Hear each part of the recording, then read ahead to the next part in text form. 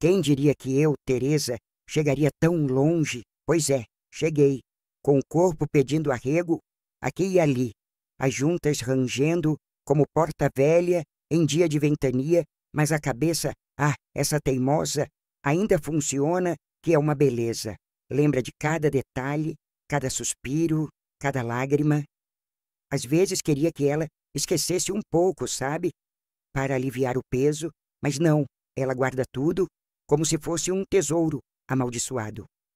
Minha neta, a Sofia, esses dias me pegou com o olhar perdido na janela, a xícara de café esfriando na mão. Perguntou com aquela vozinha doce: Vó, tá pensando em quê? Tá triste? Criança é bicho esperto, fareja a tristeza de longe. Eu forcei um sorriso. Disse que era saudade do avô dela, o Armando. E era de um certo Armando, aquele que eu inventei na minha cabeça de moça, aquele que o tempo e a maldade levaram para nunca mais voltar. Porque o Armando, que a vida me mostrou depois, esse é outro. Esse aí a gente tenta varrer para debaixo do tapete da memória. Mas o infeliz, volta e meia, levanta-se a poeira. A vida da gente é um novelo, não é? A gente começa a puxar o fio, todo contente, achando que vai sair um bordado bonito, uma colcha de retalhos colorida. Aí, de repente, o fio engasga, dá um nó cego, daqueles que a gente precisa de tesoura para cortar, e o desenho nunca mais fica igual. O meu novelo, coitado, virou um emaranhado de nós doloridos, de fios puídos pela traição e pelo desgosto. Eu conheci o Armando faz uma vida, parece que foi ontem, num baile de São João, daqueles com fogueira estalando, bandeirinhas coloridas e sanfona gemendo no pé do ouvido. Eu era moça nova, 18, 19 anos, cheia de sonhos e com o coração mais bobo que passarinho em dia de chuva. Ele, uns anos mais velho, moreno alto, cabelo preto lambido para trás, um sorriso que desarmava qualquer uma, prometia o mundo, o céu e as estrelas. E eu, tola que nem uma pata, acreditei em cada palavra. Dançamos a noite inteira e quando ele me segurou pela cintura para rodopiar no salão, senti um arrepio que subiu pela espinha e parou no dedão do pé. Coisa de filme, de romance de banca de jornal. Namoramos pouco, como era o costume da época. Não tinha essa coisa de ficar enrolando anos a fio. Era olhar, gostar, namorar um pouquinho e logo vinha o pedido de casamento. Minha mãe, coitada, ficou nas nuvens. Dizia que eu tinha fisgado um peixe graúdo, um bom partido, e, para ser sincera, parecia mesmo. Armando era trabalhador, daquele tipo que não tem preguiça, e muito respeitador, pelo menos na aparência.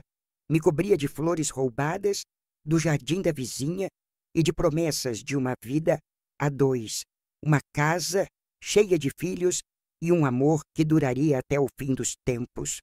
Casei de véu e grinalda, na igrejinha da praça, com direito a bolo de 3 andares e guaraná quente. Eu me sentia a rainha da cocada preta, a mulher mais sortuda do universo. Mal sabia eu que a sorte estava de férias prolongadas da minha vida. Ingenuidade tem nome e sobrenome. Teresa Inácia da Silva. Os primeiros anos do casamento foram normais, eu acho. Aquela rotina gostosa de casa nova, de aprender a conviver com as manias um do outro, de construir um ninho. Tivemos nossos filhos, primeiro o Carlos, meu primogênito, um menino sapeca de olhos curiosos. Depois veio a Lúcia, minha flor, delicada e doce como um suspiro. Meus 2 tesouros, a razão do meu viver. Armando parecia um bom pai, daqueles que chegam do trabalho e jogam os filhos para o alto, que contam histórias antes de dormir. E marido? Bom, ele era um marido presente dentro do possível. Claro que tinha seus defeitos. Quem nesse mundo é perfeito? Gostava de tomar umas e outras com os amigos no boteco da esquina, aos sábados, e às vezes se esquecia da hora de voltar para casa. mas nada que me fizesse acender o alerta vermelho, nada que cheirasse a problema sério. Eu cuidava da casa com esmero, deixava tudo um brinco. Cuidava dos filhos, da comida dele, da roupa lavada e passada. Me desdobrava em mil para ser essa esposa perfeita, a mãe perfeita, a dona de casa perfeita. A gente se ilude com esses papéis, não é? A gente veste a carapuça e acredita que está tudo sob controle, que a felicidade é um contrato vitalício. Mas a vida tem um jeito traiçoeiro de nos mostrar que os contratos podem ser rasgados sem aviso prévio. E no meio dessa nossa vidinha arrumada, tinha a Beatriz, a irmã dele. Beatriz, só de pensar nesse nome, um calafrio percorre meu corpo e um gosto amargo sobe a boca. Ela era mais nova que o Armando, uns 2 ou 3 anos, não me recordo bem. Bonita, não posso negar, mas era uma beleza diferente, uma beleza que inquietava, olhos de um verde que parecia engolir a gente, um sorriso que podia ser mel ou veneno, dependendo do vento que soprasse. No começo, nosso relacionamento era o que se espera de cunhadas, cordial, mas sem muita profundidade. Ela frequentava nossa casa, principalmente aos domingos, para o almoço em família. Brincava com Carlos e a Lúcia, trazia uns docinhos. Eu a recebia com a educação que minha mãe me deu, afinal, era irmã do meu marido, sangue do sangue dele. Mas lá no fundo, bem no fundo, sempre teve uma pulga atrás da minha orelha em relação a ela. Uma certa intensidade no jeito como ela olhava para o Armando, uma cumplicidade entre eles que me parecia passar um pouco do limite do fraternal. Trocas de olhares que duravam um segundo a mais, risadinhas por segredos que só os dois entendiam. Mas eu, na minha santa ignorância, afastava esses pensamentos como quem espanta mosca teimosa. Deixa de ser boba, Teresa, eu me repreendia. São irmãos, cresceram juntos, é natural essa afinidade toda. Ah, se a gente pudesse ouvir a voz da intuição com mais clareza, quantos sofrimentos seriam evitados. Os anos foram se empilhando, um sobre o outro, como lenha na fogueira do tempo. Carlos e Lúcia crescendo, ganhando o mundo com suas perninhas curiosas. A vida seguindo seu curso, com seus altos e baixos, suas alegrias e tristezas miúdas. E a presença de Beatriz em nossa casa se tornando cada vez mais constante, invasiva, eu diria hoje. Ela se separou do marido, um tal de Osvaldo, um sujeito meio bronco, que, segundo ela, não a valorizava. Uma separação barulhenta, cheia de disse-me-disse, e o Armando, como o irmão dedicado que sempre pareceu ser, abriu as portas da nossa casa para ela.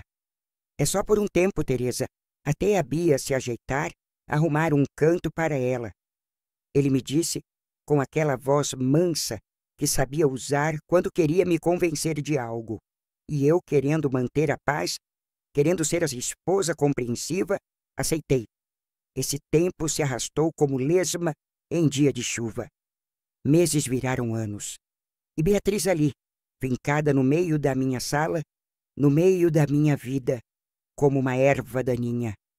Eu engolia em seco, sorria amarelo, tentava manter a pose de anfitriã cordial, tudo pelo bem dos meus filhos, pelo meu casamento que eu, teimosamente, ainda acreditava ser sólido.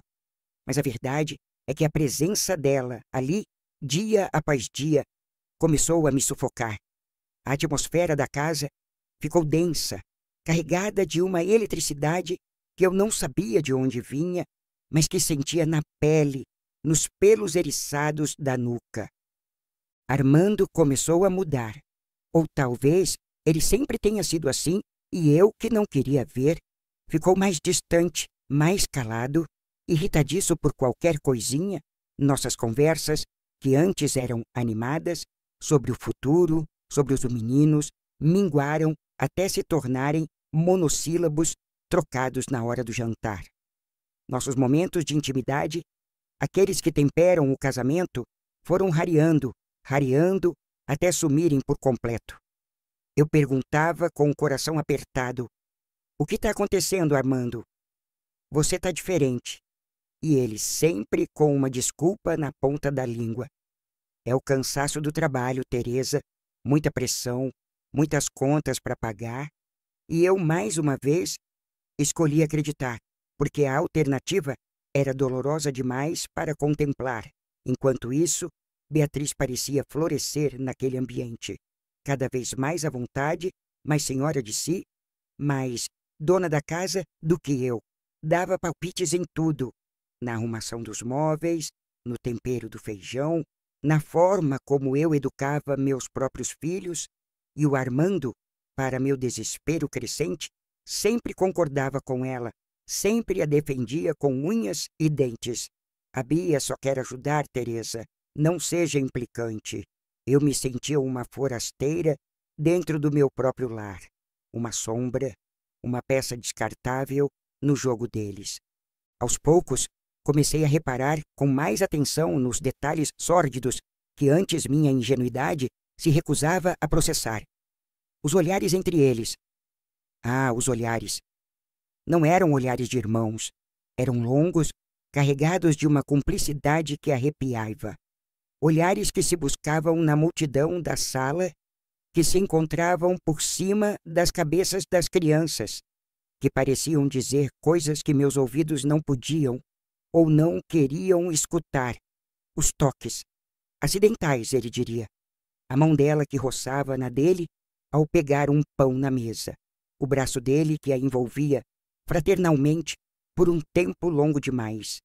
A forma como ele ria das piadas sem graça dela, como se fossem a coisa mais espirituosa do mundo, e o jeito como ela o olhava, com uma admiração que beirava a adoração, uma devoção que me causava um mal-estar profundo, um nó na garganta.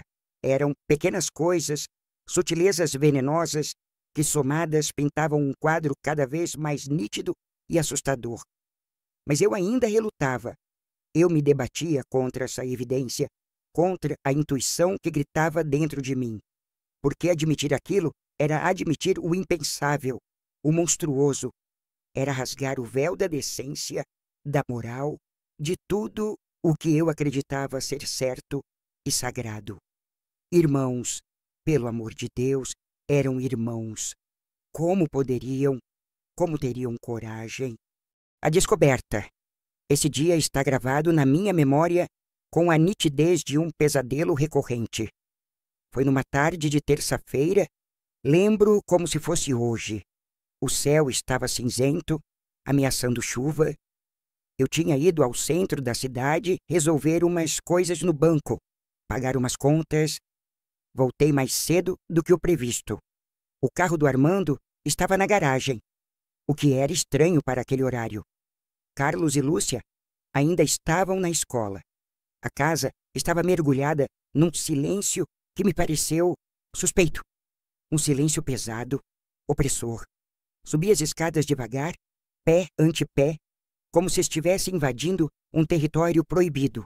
Um mau pressentimento, uma angústia gelada, começou a se instalar no meu peito, apertando, sufocando. A porta do nosso quarto, do meu quarto e de Armando, estava entreaberta, uma fresta. E foi por essa fresta que o horror começou a se infiltrar na minha vida. Eu ouvi. Primeiro, um murmúrio, depois risos abafados. Risos que eu conhecia tão bem. A voz dele e a voz dela. Meu sangue congelou nas veias. Meu coração, que antes batia acelerado pela subida da escada, pareceu parar por um instante eterno, para depois retomar num galope desenfreado, como um animal em pânico. Minhas mãos tremiam, minhas pernas bambearam.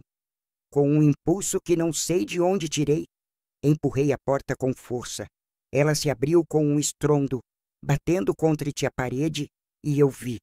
Eu vi o que nenhuma esposa, nenhuma mulher, nenhum ser humano com um pingo de dignidade deveria jamais presenciar. Meu marido, Armando e a irmã dele, Beatriz, na minha cama, na nossa cama. A cena que se apresentou aos meus olhos era tão abjeta, tão inacreditável, tão repulsiva, que por um momento fugaz minha mente se recusou a processá-la. Pensei estar tendo uma alucinação, um pesadelo vívido, do qual eu logo acordaria, ofegante, mas aliviada. Mas não, era real, cruelmente real.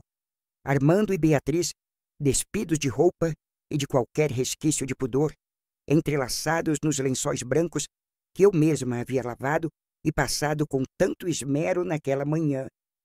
O choque foi como um soco no estômago, me tirando o ar, me roubando as forças.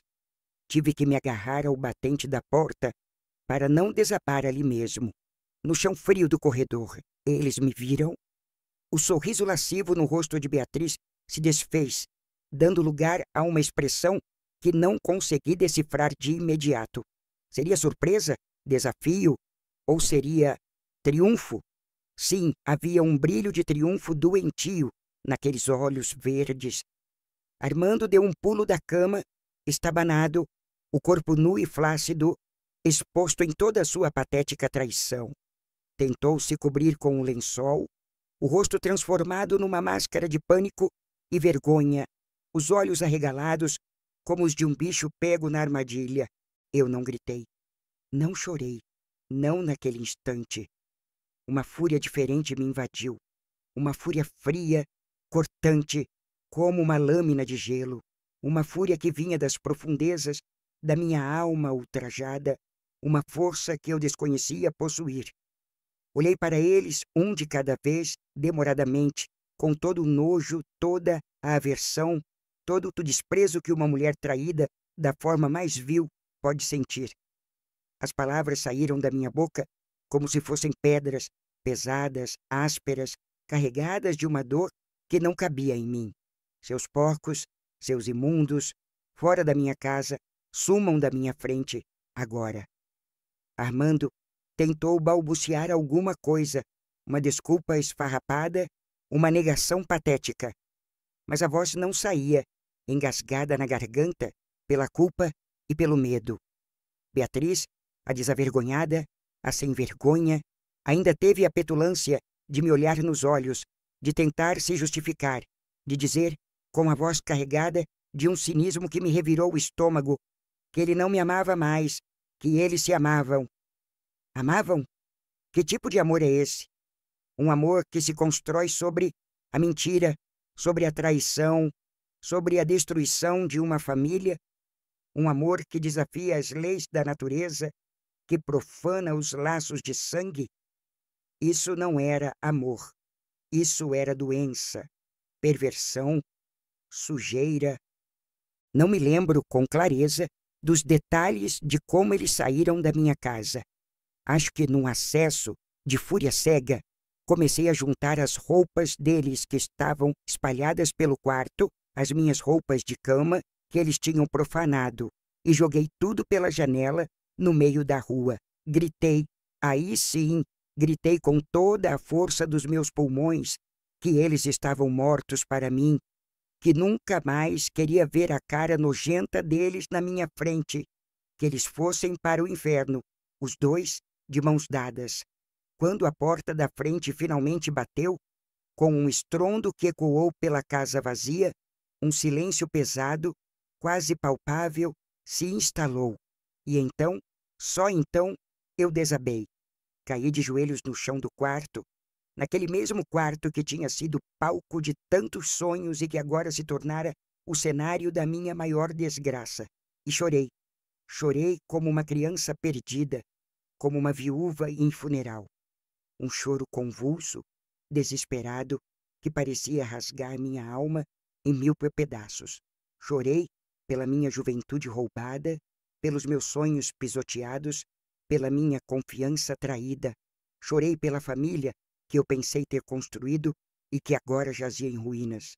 Chorei principalmente pelos meus filhos, Carlos e Lúcia, que teriam que carregar para sempre o fardo daquela vergonha, daquela sujeira que não era deles, mas que os marcaria para o resto da vida. O gosto amargo da traição é algo que não se esquece. que impregna a alma e que, por mais que o tempo passe, continua a latejar como uma ferida aberta, sempre pronta a sangrar ao menor toque da lembrança. E aquela traição, aquela tinha um requinte de crueldade, uma sordidez que a tornava ainda mais insuportável. Não era apenas um marido infiel, era um marido infiel com a própria irmã. Dentro da minha casa, na minha cama, era o fundo do poço da degradação humana. E eu estava lá, chafurdando na lama da desilusão e da dor. Os dias que se seguiram àquela tarde nefasta foram um borrão de sofrimento e confusão. Eu andava pela casa como uma alma penada, tropeçando nos móveis, nos cacos da minha vida estilhaçada. O cheiro deles, o cheiro da traição, parecia impregnado em cada canto, em cada objeto. Lavei os lençóis com água sanitária pura, esfreguei o chão do quarto até minhas mãos sangrarem, como se pudesse apagar com água e sabão a mancha daquela sujeira moral. Mas certas manchas são indeléveis, grudam na alma da gente e não saem nunca mais. Tive que contar aos meus filhos. Foi uma das coisas mais difíceis que já fiz na vida. Carlos, meu rapazinho, já com seus 15, 16 anos, entendeu a gravidade da situação de imediato. Vi o choque em seus olhos, a incredulidade dando lugar a uma raiva fria, uma decepção profunda com o pai que ele tanto admirava. Ele não chorou na minha frente. Tentou ser forte, mas eu vi o mundo dele desabar ali, naquele instante. Lúcia, minha pequena, com seus 12 anos, ainda tão menina, não conseguiu entender a dimensão daquela monstruosidade. Chorou muito, abraçada a mim, perguntando por que o papai e a tia Bia tinham feito aquilo, se eles não gostavam mais da gente. Como explicar para uma criança a perversão dos adultos? Como proteger a inocência dela daquela lama toda? Eu a abracei forte, chorei junto e disse que a culpa não era nossa, que nós éramos as vítimas e que, apesar de tudo, o meu amor por eles era inabalável. Tive que ser forte por eles, mesmo que por dentro eu estivesse desmoronando, um farrapo de mulher. A notícia, como rastilho de pólvora, se espalhou pela vizinhança, pela família, pela cidadezinha onde morávamos. Os olhares de pena me cortavam a alma. Os cochichos pelas minhas costas eram como agulhas fincando minha pele. O julgamento velado, e às vezes nem tão velado assim, de quem se achava no direito de opinar sobre a minha desgraça. Coitada da Teresa, que azar! Mas também deixar a cunhada morando dentro de casa, já viu, né? Será que ela não desconfiava de nada? Como se a culpa, de alguma forma, fosse minha. A sociedade é cruel, especialmente com a mulher traída. A gente carrega o fardo da vergonha, da humilhação, enquanto os canalhas muitas vezes seguem suas vidas como se nada tivesse acontecido. Armando, o covarde, ainda tentou se aproximar. Mandou recados, apareceu na porta de casa com cara de cachorro pidão, implorando perdão. Dizia que tinha sido um erro, um momento de fraqueza, que a Beatriz o tinha seduzido, enfeitiçado. A velha ladainha do homem que não assume a própria responsabilidade, que joga a culpa na mulher, mesmo que essa mulher seja a própria irmã. Beatriz, a cínica, também teve a disfarçatez de me procurar. Veio com lágrimas de crocodilo, jurando arrependimento, dizendo que não sabia o que tinha dado na cabeça dela, que estava confusa. Confusa? Ela sabia muito bem o que estava fazendo. Ela planejou cada passo, cada olhar, cada toque. Ela me estudou, me mediu e, quando se sentiu segura, deu o bote, como uma cobra peçonhenta. Eu não quis ouvir as desculpas esfarrapadas de nenhum dos dois. Expulsei Armando da minha vida com a mesma fúria com que o expulsei da minha casa. Disse que ele não era mais meu marido, não era mais o pai dos meus filhos no meu coração. Era apenas um estranho, um verme desprezível.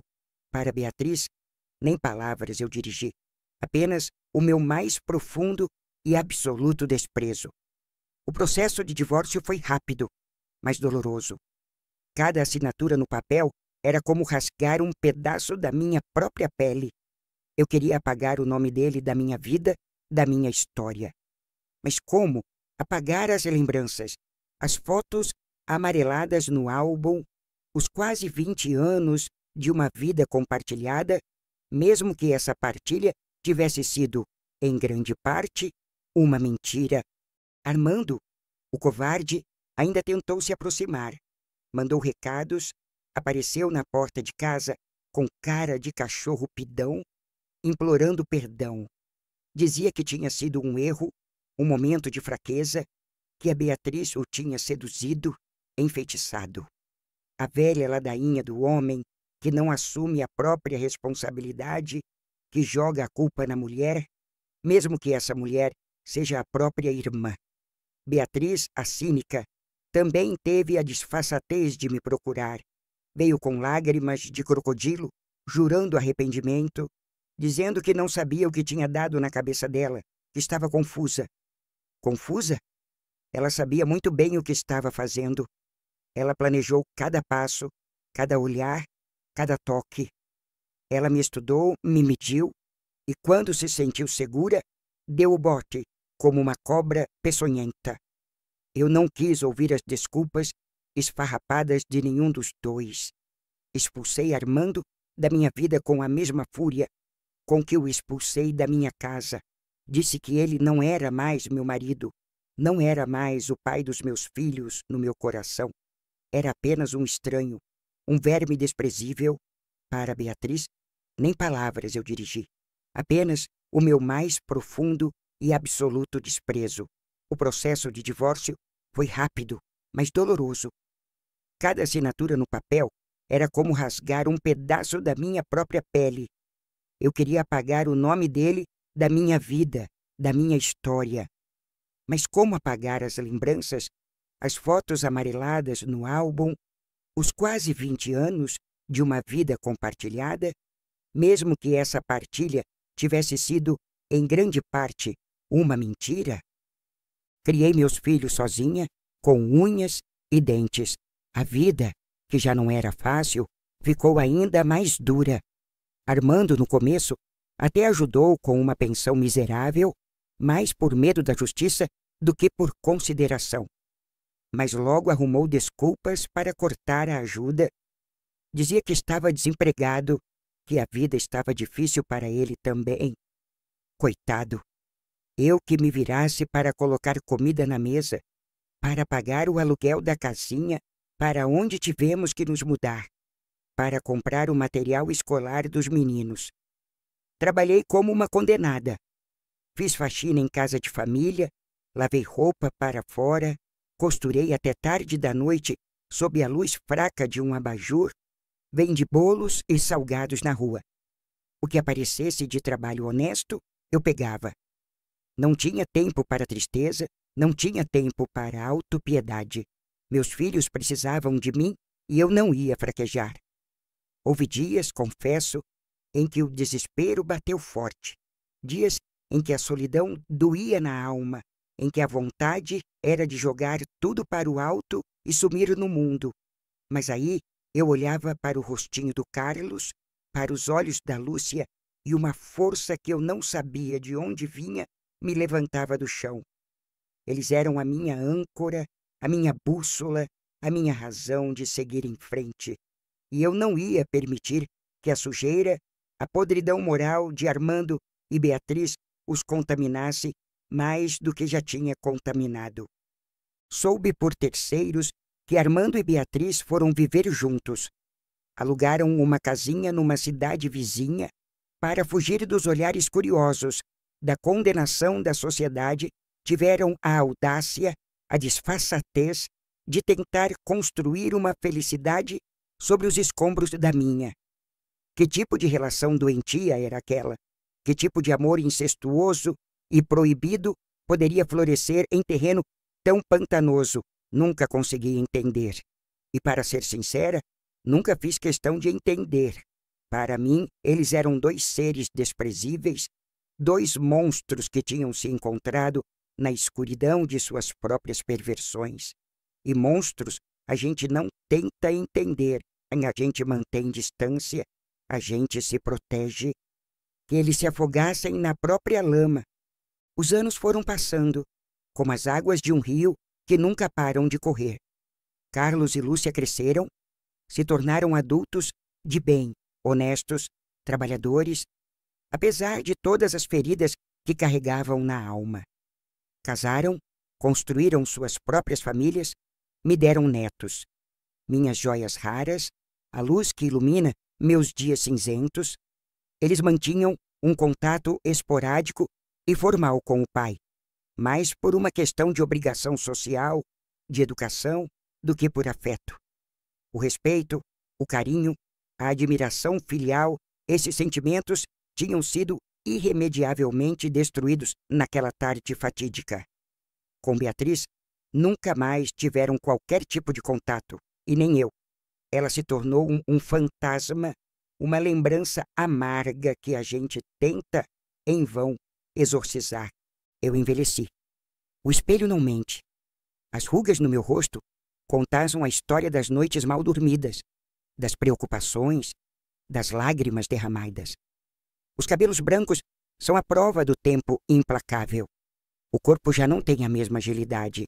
As dores nas costas e nas pernas são companheiras constantes, mas aprendi a conviver com as marcas do tempo e do sofrimento.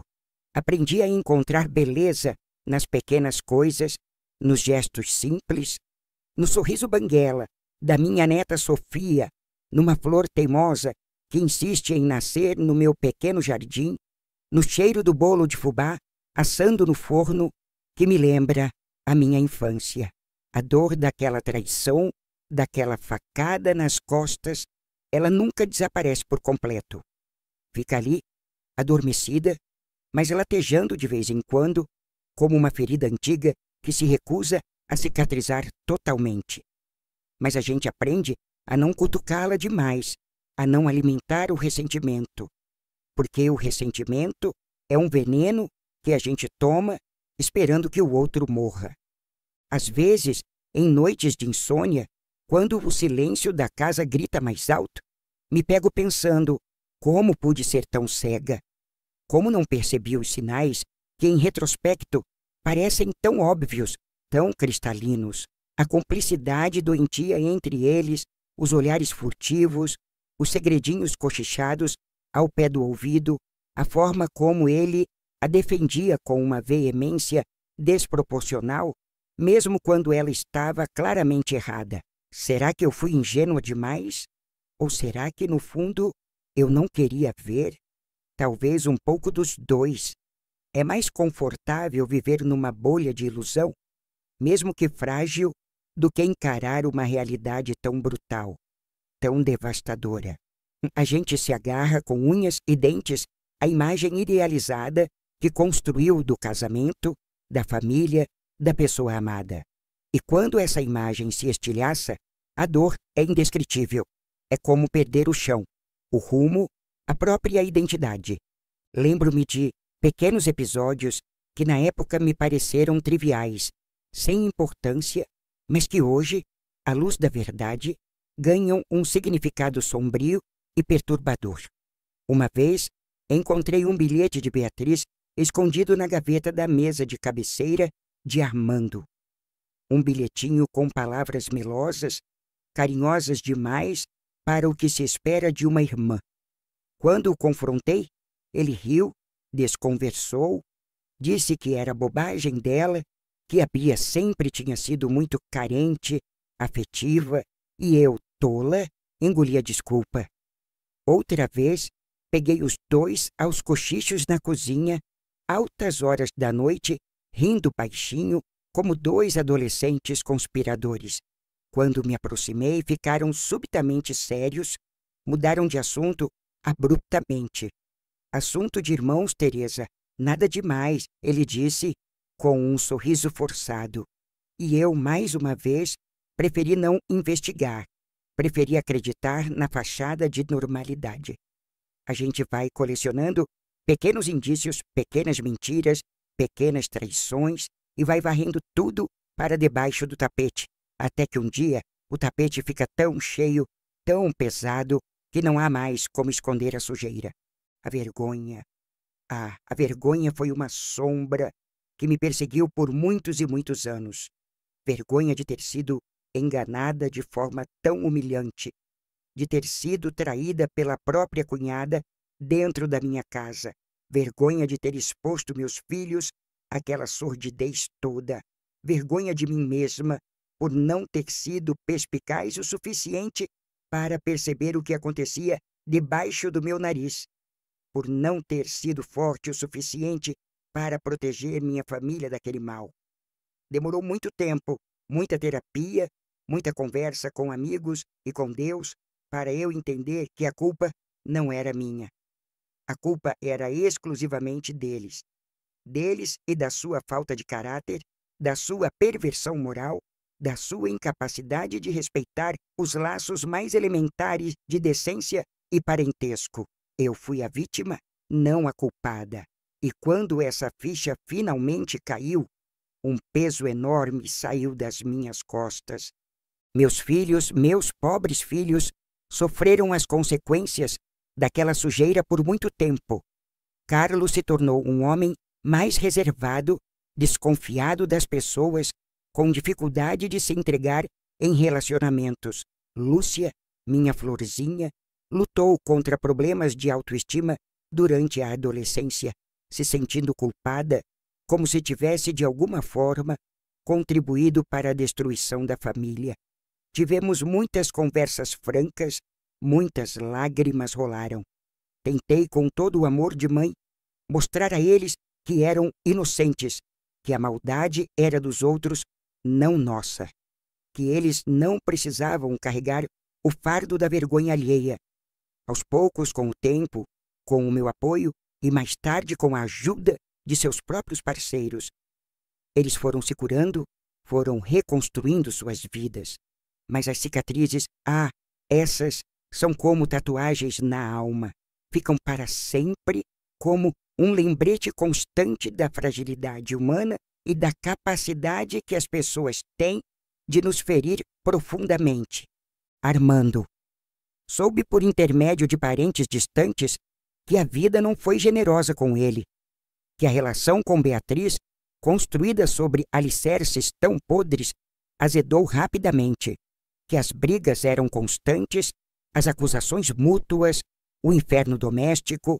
Dizem que ele envelheceu precocemente, que a saúde ficou abalada, que hoje vive uma vida solitária e amargurada.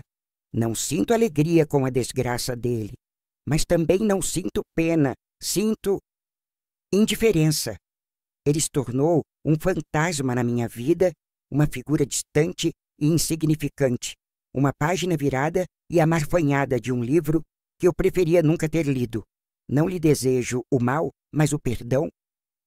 O perdão é uma palavra muito forte para uma ferida tão profunda. Certas traições são imperdoáveis.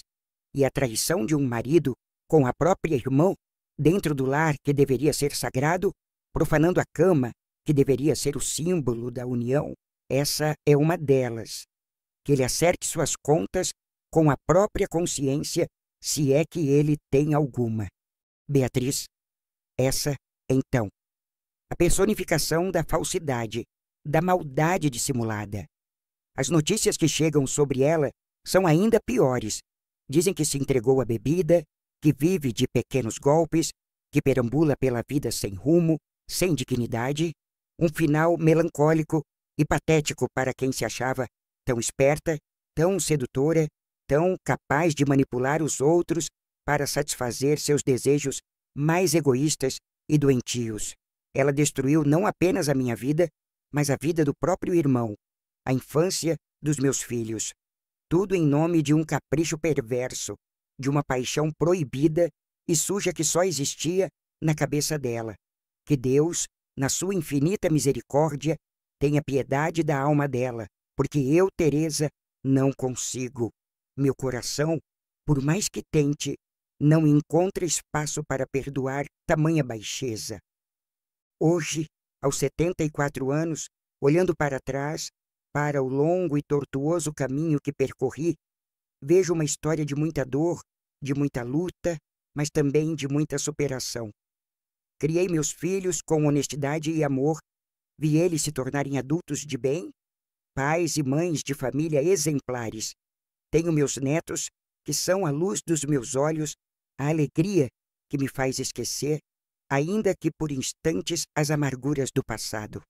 Encontrei uma certa paz de espírito, uma paz que não é ausência de dor, mas a capacidade de conviver com ela sem me deixar consumir. Uma paz conquistada a duras penas, com muito suor, muitas lágrimas e uma fé inabalável de que, no final, o bem sempre prevalece. Se eu pudesse dar um conselho às mulheres mais jovens, diria para abrirem bem os olhos, para confiarem mais na intuição, para não se deixarem enganar por promessas vazias e sorrisos falsos. Diria para se valorizarem, para não aceitarem migalhas de afeto, para não permitirem que ninguém, absolutamente ninguém, as trate com desrespeito, com indignidade. E se, por acaso, a vida lhes pregar uma peça amarga como a que me pregou, diria para não se entregarem, para não se deixarem abater, para levantarem a cabeça, sacudirem a poeira e darem a volta por cima. Porque nós, mulheres, somos mais fortes do que imaginamos. Temos uma capacidade de resiliência, uma força interior que nos permite renascer das cinzas, como a fênix. A casa onde vivi os piores momentos da minha vida, eu vendi assim que pude. Não suportava mais respirar aquele ar carregado de lembranças dolorosas, de fantasmas do passado. Comprei esta casinha menor, mais simples, mas com um quintal florido, onde cultivo minhas rosas e meus gerânios. É o meu pequeno paraíso, o meu refúgio seguro. Aqui, entre minhas plantas e meus netos, encontro a serenidade que tanto busquei. Os pesadelos, confesso, ainda me visitam de vez em quando. Sonhos confusos, angustiantes, onde revivo aquela cena terrível, onde ouço as vozes deles, sinto o cheiro da traição. Acordo com o coração aos pulos, a respiração curta, o corpo banhado em suor frio. Demora um pouco para a realidade se impor, para eu me lembrar que estou segura, que eles não podem mais me ferir, que o pesadelo acabou. O trauma deixa marcas profundas, cicatrizes que, mesmo invisíveis aos olhos, continuam a doer na alma. Mas a gente aprende a conviver com elas, a acalmá-las com orações, com o carinho dos que nos amam, com a certeza de que sobrevivemos. Sofia, minha netinha mais velha, com seus olhinhos curiosos, às vezes me pergunta sobre o avô Armando, sobre a tia Beatriz, cujos nomes ela ouve raramente e sempre num tom velado. Eu desconverso, conto histórias inventadas, adocicadas, porque não quero que o veneno daquela história contamine a inocência dela. Quero que ela cresça num mundo de amor e respeito, longe da sordidez que marcou a minha vida. Um dia, quem sabe quando ela for mais velha, mais madura, talvez eu lhe conte a verdade, ou talvez não. Algumas verdades são como brasas vivas, podem queimar se não forem manuseadas com extremo cuidado. E a infância é um tempo sagrado demais para ser tisnada pela maldade dos adultos. A vida me ensinou, da maneira mais brutal possível, que as aparências enganam, que o mal pode se esconder sob a capa da normalidade, que a traição pode vir de onde menos se espera, até mesmo do próprio sangue. Mas também me ensinou que somos capazes de sobreviver às piores tempestades, de nos reerguer após as quedas mais violentas, que a força reside na nossa capacidade de amar, de perdoar a nós mesmos, de seguir em frente, apesar das feridas, e que o amor verdadeiro, o amor incondicional pelos filhos, pelos netos, esse sim, tem o poder de curar muitas dores, Não todas, talvez. Algumas são incuráveis, mas muitas. E assim eu sigo, Teresa, aos 74 anos, um dia de cada vez, carregando minhas lembranças, minhas dores, mas também minhas pequenas alegrias cotidianas, com a consciência tranquila de quem sempre lutou com honestidade e dignidade, e com a certeza de que, apesar de todos os pesares, a vida ainda pode ser um presente. Basta que a gente tenha coragem de desembrulhá-lo a cada manhã, com esperança no coração e gratidão pela oportunidade de recomeçar.